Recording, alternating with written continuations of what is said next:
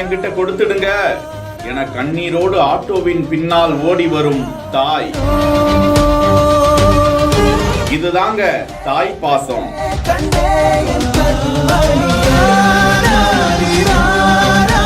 தெலங்கானா மாநிலம் ஜெகத்தியாலா மாவட்டத்தில் தான் இந்த நிகழ்வு நடந்திருக்கிறது.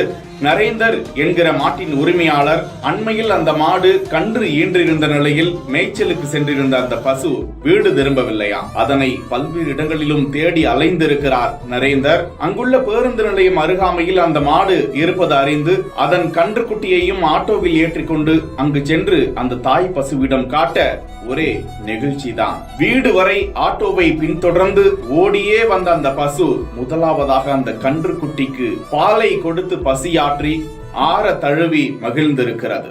விலங்கா இருந்தாலும் மனிதர்களா இருந்தாலும் பாசம், தாய் பாசங்கிறது ஒண்ணுதானே. NCR Pure Cotton Club, formals and casual shirts.